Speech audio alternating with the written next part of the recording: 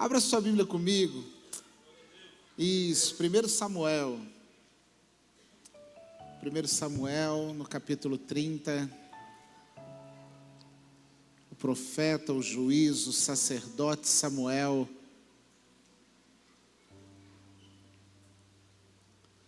No capítulo 30, eu quero ler do versículo 1 ao 4. Nós vamos ler alguns versículos desse capítulo, mas eu quero iniciar aqui do 1 ao 4. Diga para alguém que está do seu lado, seja profeta, cuidado com as guerras que você decide lutar. Mais do que isso, cuidado com quem você está tentando manter sua gratidão. Preste atenção. 1 Samuel capítulo 30, versículo 1 diz assim: Quando Davi e seus homens chegaram a Ziclag, no terceiro dia, os amalequitas haviam atacado Neguebe, devastado e incendiado a cidade de Ziclag. Tomaram como cativas todas as pessoas que lá estavam, mulheres e homens adultos, jovens e os idosos. A ninguém mataram, mas os levaram consigo, quando decidiram seguir o seu caminho. Logo que Davi e os seus homens chegaram à cidade, observaram que ele fora totalmente queimada e que as suas mulheres, os seus filhos e filhas tinham sido sequestrados. Preste atenção no versículo 4. Então Davi e todos os que estavam com ele prorromperam em exclamações de horror, brados de dor e pranto, e choraram até se esgotarem as lágrimas. Irmão, presta atenção. Você já chorou até não ter mais lágrima para chorar? Você já viveu um momento onde você vai numa tristeza tão profunda que você já não consegue mais falar, você já não consegue mais expressar o teu sofrimento? A Bíblia está dizendo que eles estão num nível de estresse, num nível de tristeza, num nível de destruição na alma. Eles estão num nível tão baixo que não há mais forças. E a Bíblia não está falando de meninos, a Bíblia não está falando de mariquinhas, como diriam por aí. A Bíblia está falando dos valentes de Davi. A Bíblia está falando dos homens mais valentes da época. Um exército que, por menor que parecesse comparado aos outros, era poderoso, unido, marchavam juntos, conquistavam juntos o grande rei Davi. Agora ele está vivendo uma situação onde ele está totalmente destruído. E ele está pensando, o que fazer diante de uma situação como essa? Agora deixa eu te contar o porquê ele está nessa situação. Eu acabei de falar para você, dizer para alguém do seu lado: cuidado com as guerras que você decide lutar. Sabe o que acontece? Davi está fugindo de Saul. E você conhece um pouco da história. Davi já havia sido ungido rei, Davi já havia sido até proclamado pela população como rei, mas ele ainda não está no trono. Então Davi decide fugir para não confrontar Saul. Um princípio de honra, um princípio de espera. Se Deus me prometeu, Ele é fiel para cumprir. Eu não vou matar Saul, Deus me colocará no trono, amém?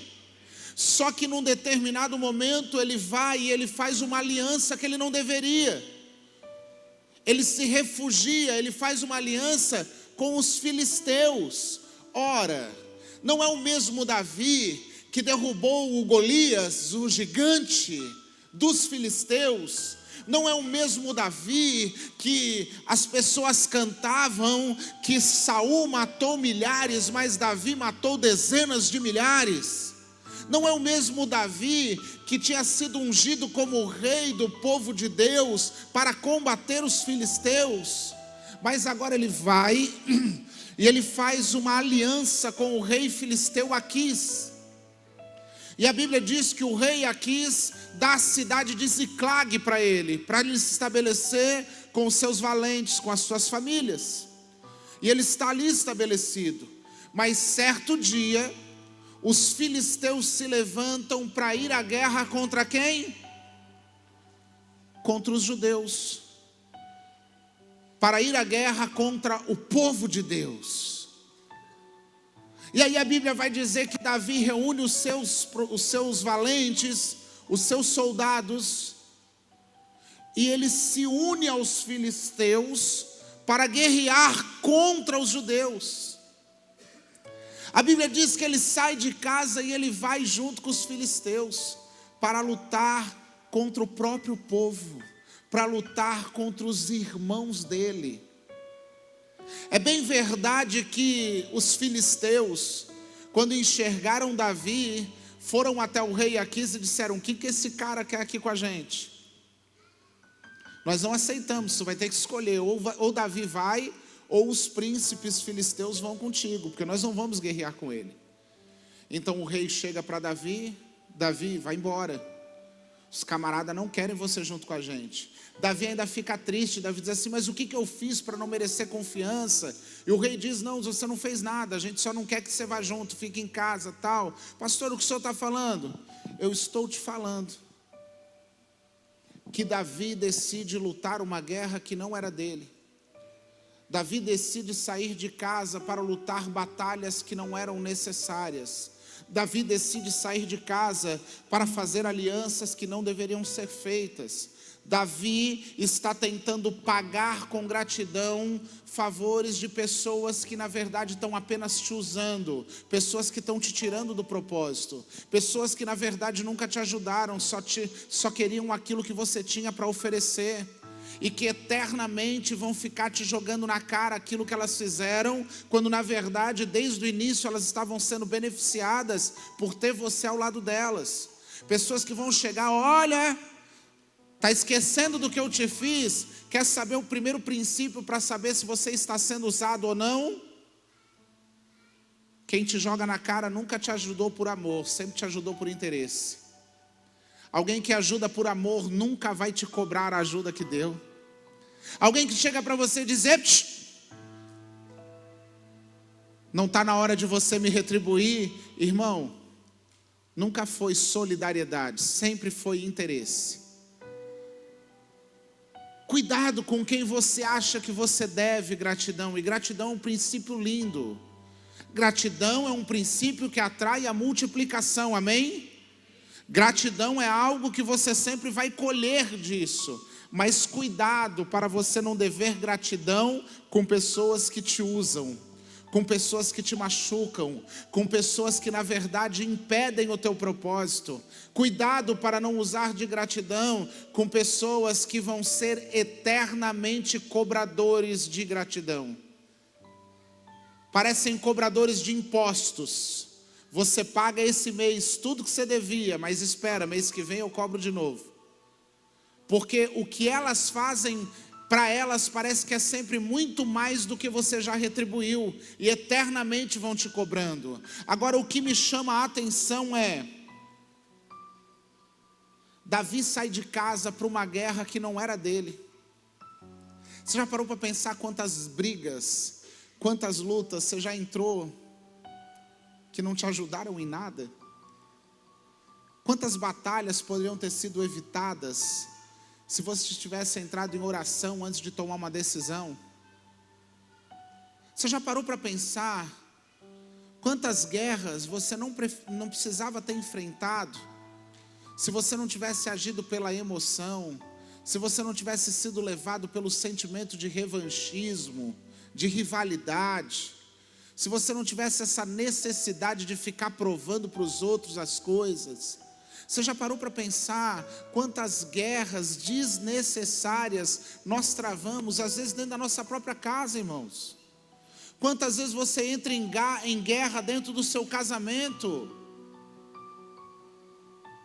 passam o dia inteiro sem se falar, e quando chega no final do dia, um olha para o outro: por que nós brigamos mesmo?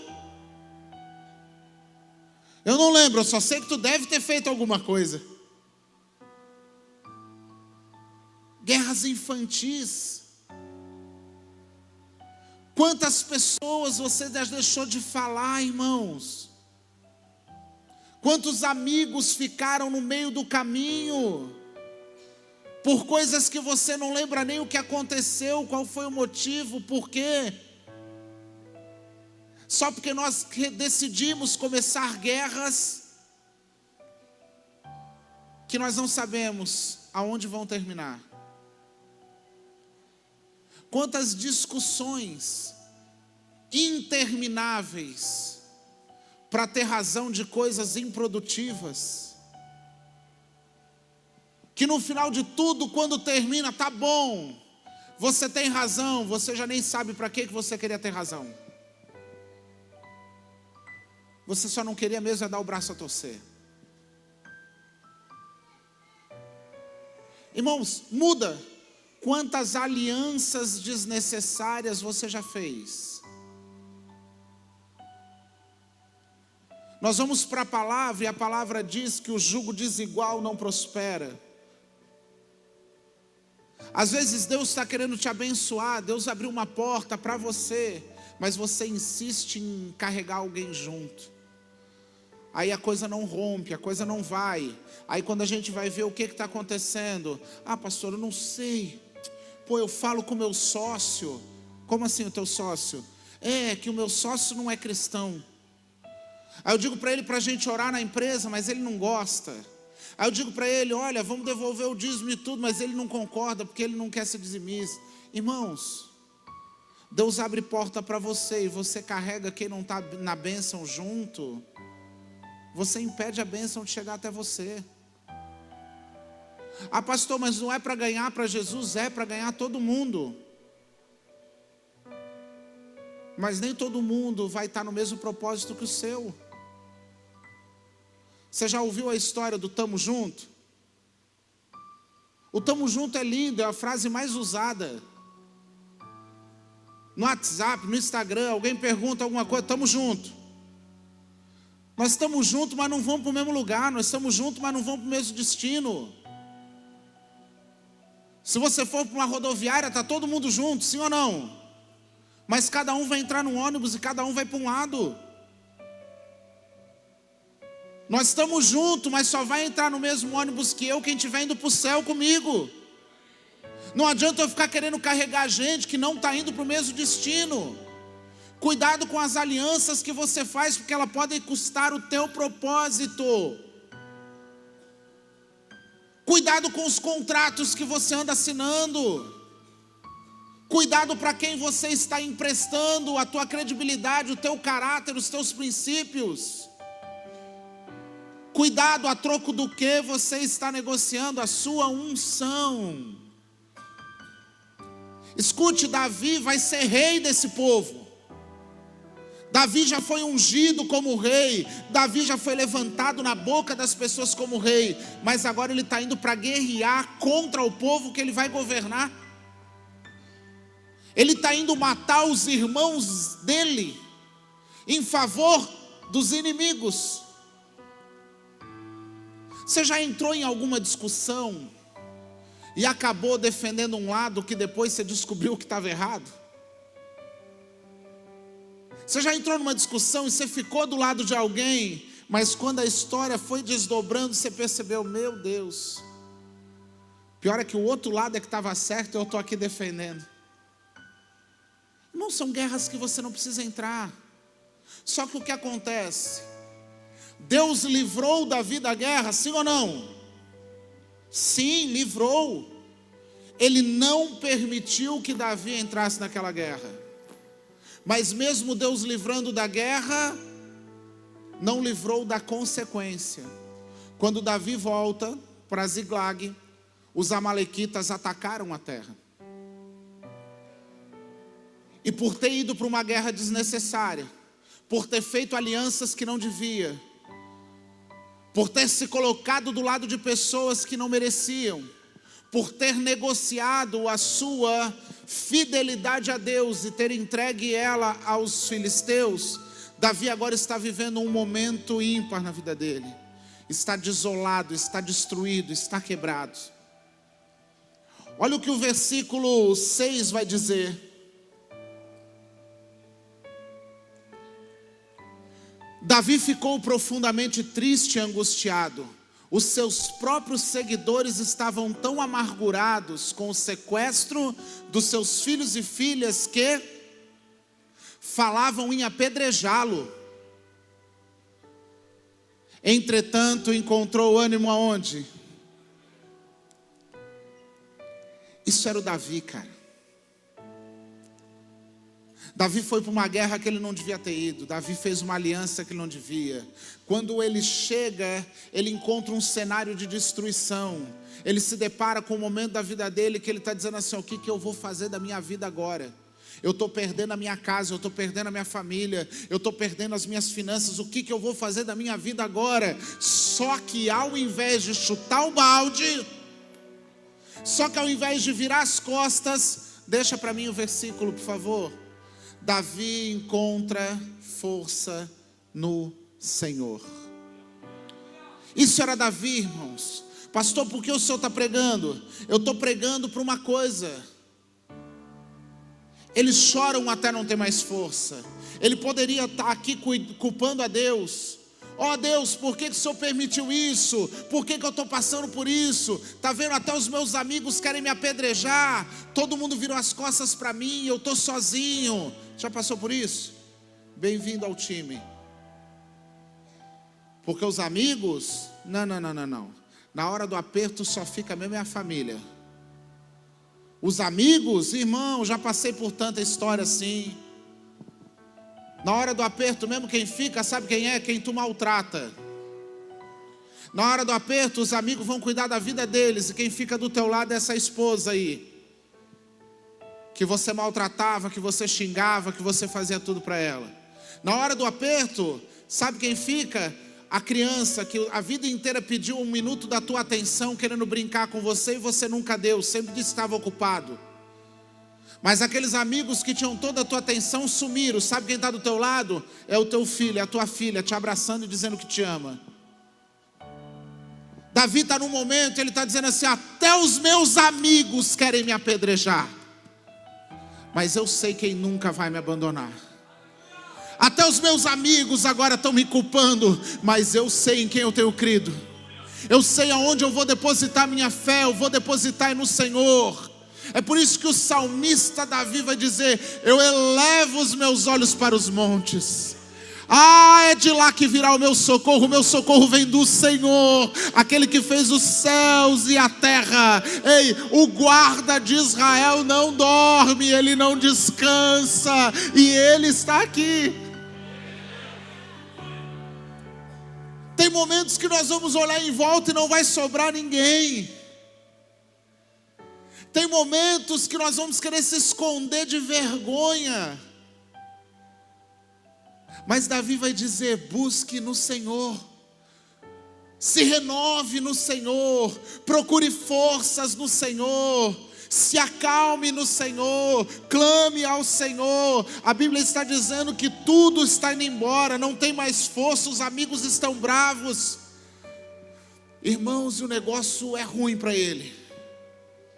Porque a Bíblia diz que quando Davi foi para a caverna de Adulão, o que existia era um bando de vadios, a escória da sociedade, homens de uma fama ruim, estelionatário, mentirosos, pecadores. Mas Davi treinou esses homens, e agora existe um exército de valentes.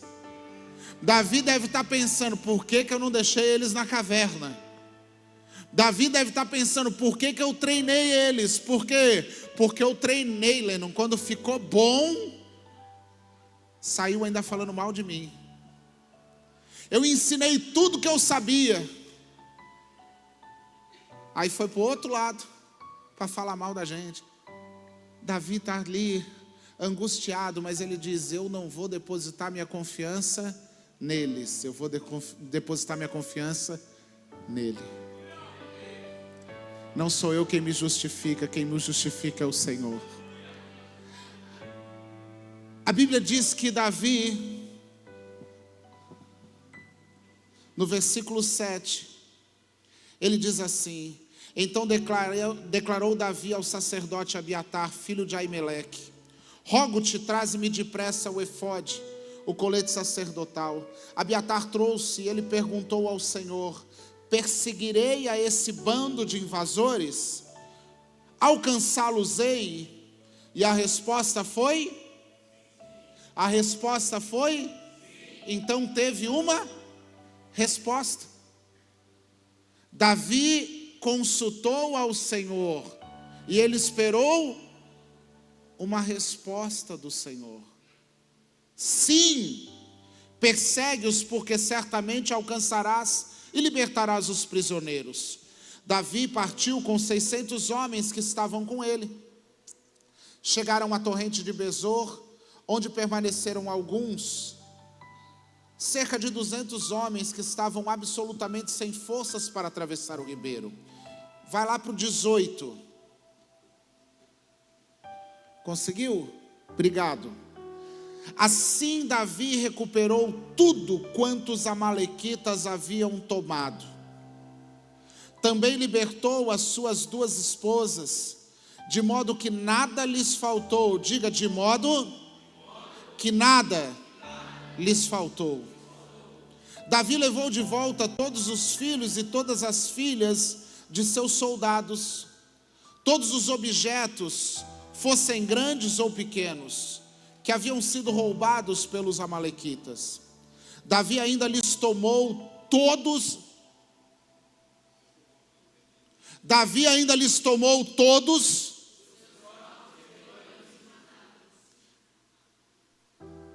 Deixa eu falar para você, que eu quero finalizar aqui. Davi precisou de algumas coisas que talvez você precise fazer para viver um tempo de restituição na tua vida. Davi precisou reconhecer que errou. Davi precisou reconhecer: eu errei. Eu não podia ter lutado essa guerra não era minha. Eu não podia ter ficado contra aqueles que são fiéis a mim. Eu não podia largar e abandonar. Sabe por quê, Regis? Quando ele saiu para lutar uma guerra que não era dele, ele deixou aquilo que era mais precioso desguarnecido dentro de casa. Eu quero falar para você que assim como Davi, talvez você corre o risco de chegar um dia em casa e não de encontrar uma família morta, mas quem sabe uma família que foi roubada pelas distrações. Quem sabe porque você perdeu tempo demais, você empregou atenção demais com os teus compromissos e com as tuas guerras, que você não teve tempo para cuidar aquilo que era mais precioso dentro da tua casa. E você corre o risco de chegar um dia na tua casa e descobrir que a tua filha já virou uma moça e que ela está saindo de casa para casar e você não aproveitou ela.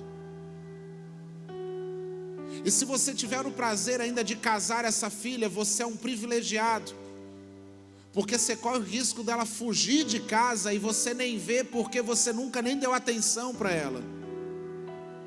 Você corre o risco de chegar um dia em casa e encontrar o teu filho, aquele mesmo menino que a vida inteira pediu para você brincar com ele, jogar bola com ele, dar uma atenção para ele, passear com ele, e você disse que nunca podia, que nunca tinha feito nada, mas de repente alguém lá da rua deu atenção e roubou, sequestrou, como os amalequitas fizeram com a família de Davi.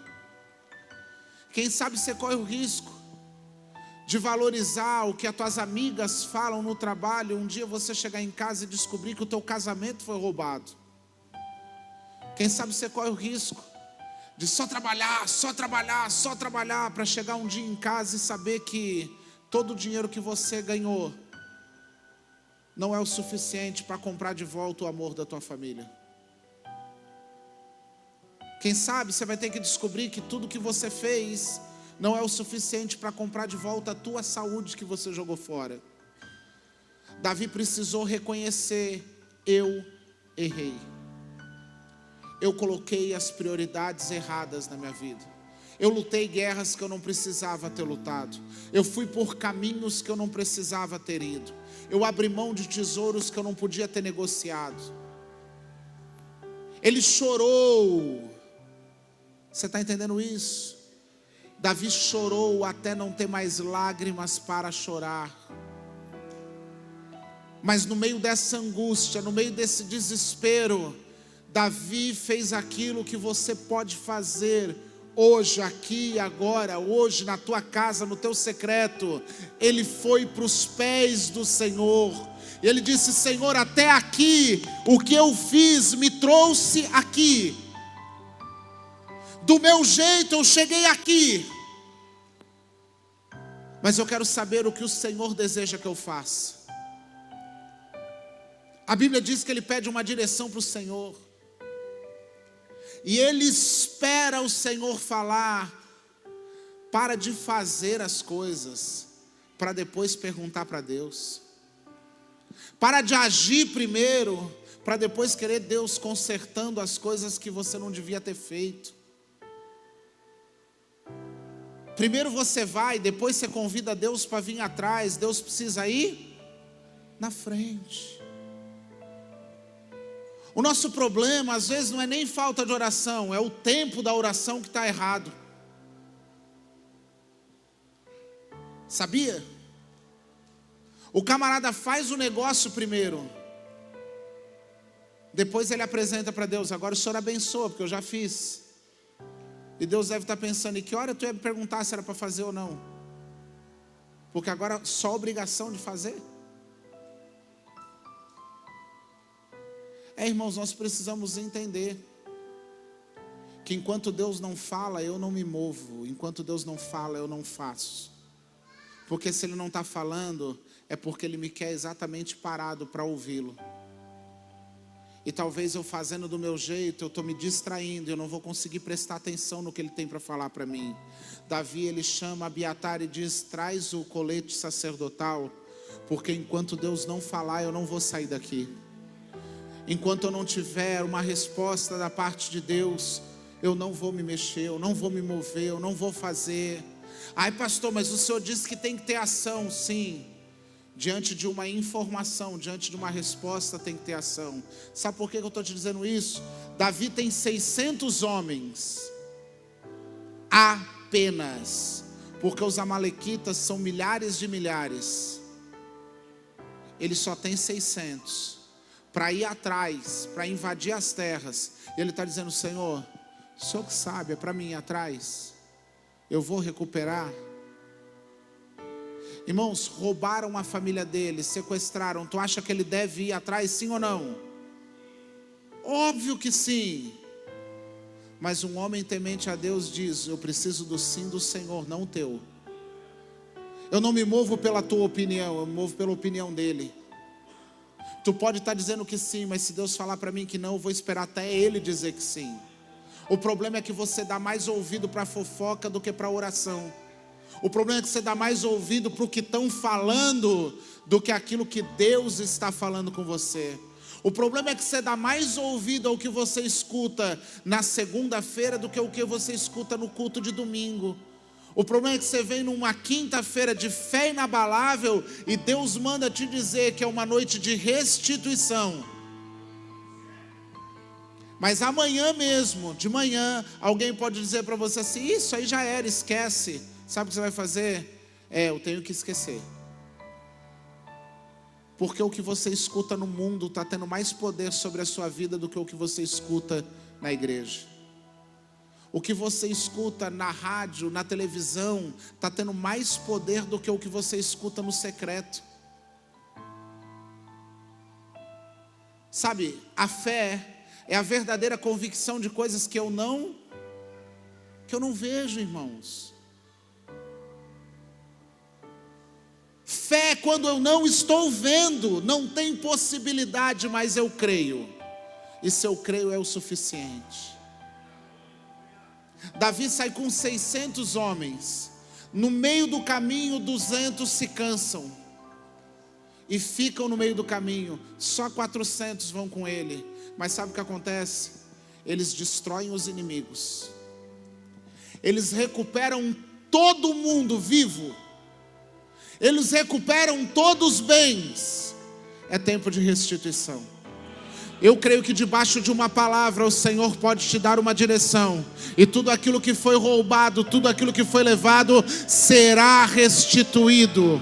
Tudo aquilo que o inimigo pensou que ia te envergonhar, tudo aquilo que o inimigo pensou que ia acabar na sua vida, é um novo tempo, é tempo de restituição. Mas escute, peça uma direção para Deus, peça uma resposta da parte de Deus. E se Deus não falar, você não se move.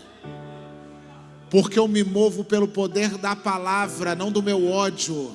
Eu me movo pelo poder daquilo que a palavra me diz e não pelo que a minha emoção me diz. Não seja atraído pela sua alma. Escute mais o seu espírito. Não seja impulsionado pela tua carne. Seja dominado pelo teu espírito. Ele vai com 400 homens. E os 400 homens recuperam tudo. A luta é tão desproporcional que o texto vai dizer que sobraram vivos dos amalequitas 400 que fugiram. Pastor, por que isso é importante? Ele está indo para a luta com 400. A Bíblia diz que mata todo mundo, só sobra 400. Quer dizer, o que sobrou já empatava com eles. Tu imagina quantos a mais eles tinham. E mesmo assim o Senhor deu a vitória. Lembra que eu preguei para você e Deus é maioria? Você não precisa de multidão. Você precisa do grande eu sou. Se Deus é por nós,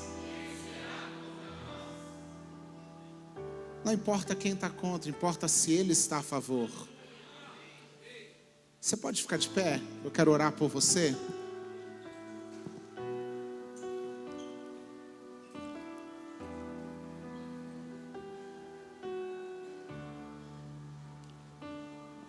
Eu creio que nesse novo tempo, debaixo de uma palavra, haverá restituição para a sua vida. Mas não apenas uma restituição, Felipe. Porque a Bíblia diz que o que o diabo pensou que tinha roubado foi devolvido, amém? Só que o diabo estava guardando os tesouros também. Os amalequitas tinham os seus próprios rebanhos, tinham os seus próprios recursos. E Deus vai usar da perseguição que fizeram contra você para levar você até o encontro dos tesouros que Ele tem para você.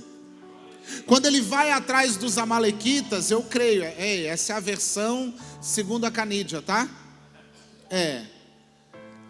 O que Deus queria desde o início? Os amalequitas estão reunindo tesouros, mas Davi não vai ir lá atacar os amalequitas, mas Deus quer dar o tesouro dos amalequitas para Davi. Então o que Deus permitiu? Que eles atacassem Davi, para que Davi se movesse atrás dos tesouros que já era para ele. Tem gente que veio atrás de você para te prejudicar, mas Deus só está esperando a oportunidade de fazer essa pessoa te abençoar. Tem gente que veio atrás de você pensando, eu vou prejudicar, eu vou passar para trás. Daqui a pouco vão estar te chamando para poder te abençoar. Porque a minha Bíblia diz que Ele vai tirar do ímpio para dar para o justo. Mas para tirar do ímpio para dar para o justo, Ele tem que fazer encontrar. Então Ele vai fazer esse encontro acontecer. E debaixo de uma palavra, você vai ter que se preparar para sair com os rebanhos. Mas eu quero orar pelas famílias, sabe por quê? Porque a Bíblia diz que quando eles estão voltando com os despojos, lembra que eu falei que 200 ficaram cansados? E 200 ficaram no meio do caminho cuidando das bagagens?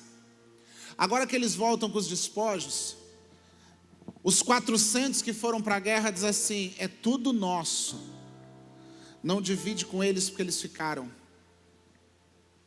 Sabe o que mais destrói as famílias hoje? a competição de quem comprou, de quem conquistou. Ah, porque eu ganhava mais que você, quem pagou fui eu. A esposa fica em casa, cuidando da casa, cuidando dos filhos, fazendo isso quando não trabalha fora também. Ah, mas o marido chega, não, quem comprou fui eu, porque eu trabalhava. Sabe o que Davi fala? Quem ficou cuidando da casa, da bagagem, enquanto o outro foi para a guerra, é tão dono de quem conquistou na guerra. Quem cuidou da reserva, enquanto o outro batalhava, é tão dono de quem batalhou. Não é porque quem batalhou e botou a mão no despojo não vai dividir com quem está em casa. Deus entrega na tua mão para começar uma coisa. Não existe eu comprei e você comprou, porque se é casamento é nós compramos. Não é isso é meu, aquilo é teu, é tudo nosso. Não existe os meus sonhos e os teus sonhos. A partir do momento que você disse sim, é os nossos sonhos. Não existe o meu projeto e o teu projeto, é o nosso projeto. Nós somos uma só carne. Os filhos não vão ser deixados de lado, sabe por quê? Porque os filhos são o tesouro que o Senhor te deu. Então tudo que tem nessa casa é dessa família, não é seu. Aquele que sai para a guerra e conquista o provento, divide o despojo com quem ficou, porque foi tão importante cuidar da casa, cuidar dos bens, para os amalequitas não virem roubar. Davi institui um decreto naquele dia: a partir de hoje,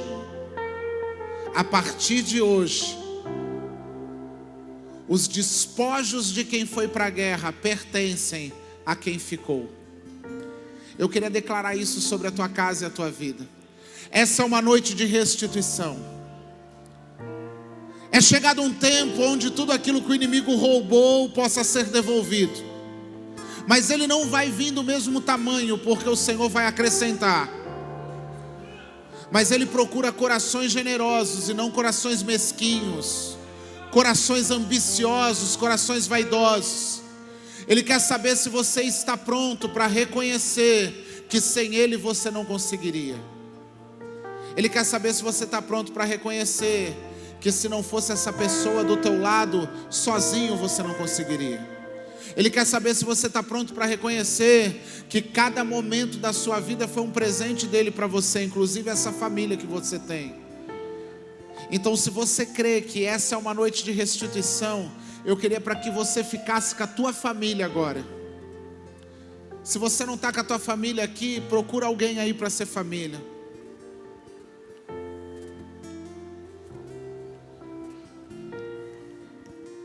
Leandro, Davi não estava angustiado por causa do tesouro, sabia? Aqueles homens choraram até não ter força mais para chorar, não por causa do ouro que os amalequitas tinham levado. Eles não choraram até não ter mais força para chorar por causa dos rebanhos. Não. A Bíblia diz, foi porque levaram os filhos e esposas. Até quando você vai dar mais valor para as coisas do que para as pessoas? Até quando você vai se preocupar mais com o que está fora do que com as pessoas que estão dentro? Até quando você vai dar mais valor para objeto do que para ser humano? Um tempo de restituição só começa quando o respeito for restituído. Um tempo de restituição só começa quando a admiração for restituída. Um tempo de restituição só começa quando o amor for restaurado, quando a dependência voltar a reinar. Eu creio num tempo de restituição sobre a tua casa, mas Deus só pode restituir matéria depois que Ele restituir valores. Você precisa aprender que o que tem preço é passageiro e o que tem valor é eterno. Antes de restituir as coisas, Ele quer restituir sentimentos em você. Então, em nome de Jesus, eu oro por essas famílias aqui agora. Eu creio, Senhor, que nós, algumas vezes na nossa vida, passamos por tempo de Ziclag, onde nós encontramos a nossa terra, a nossa casa desolada, onde nós encontramos as nossas famílias sendo roubadas. Mas hoje, aqui, debaixo dessa atmosfera, eu quero declarar, Senhor, que o Senhor está restituindo o amor, o Senhor está restituindo a unidade, o Senhor está restituindo o respeito, o Senhor está restituindo a comunhão, a intimidade, o relacionamento, a verdade sobre a vida dos teus filhos. Eu quero declarar esse tempo de restituição, aonde a tua presença, a tua graça e a tua glória também é restituído para esse lar. Eu quero declarar em nome de Jesus que o Senhor restitui o amor, que o Senhor refaz essa aliança, que o Senhor volta, papai. Pai, em nome de Jesus, tudo aquilo que foi roubado, tudo aquilo que foi levado, tudo aquilo que o inimigo achou que tinha levado embora, o Senhor vai trazer de volta, o Senhor vai restituir infinitamente mais. O Senhor está preparando, prepara os celeiros para receber, prepare a sua casa para receber. Vem aí uma temporada de milagres sobre a sua vida. Vem aí uma temporada do sobrenatural sobre a sua casa. Mas antes dos bens, o Senhor quer devolver a presença, a família, a dependência, o reconhecimento. Coloque Ele em primeiro lugar. Busque a presença dEle. Busque a presença dEle. Levante altar para Ele. Eu declaro sobre a sua casa e a sua vida o extraordinário.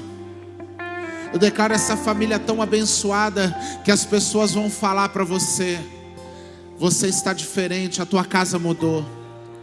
Existe brilho na tua família, existe alegria na tua família. Não pense que é inveja, mas algumas pessoas vão chegar para você e vão dizer: eu queria uma família como a sua. Uau, vão dizer: eu queria ter uma família como a sua. Porque o dunamis de Deus, a glória de Deus, vai envolver a sua casa. Eu abençoo para que o restante da tua semana seja de vitória. Que a tua casa seja um pedacinho do céu e tudo aquilo que foi roubado seja restituído em dobro. Senhor, eu declaro que essa casa é um pedaço do céu cheio de alegria, cheio de amor, cheio de paz, cheio de saúde, cheio de provisão, mas acima de tudo cheio de presença. Igreja do Senhor, que você tenha um restante de semana abençoado.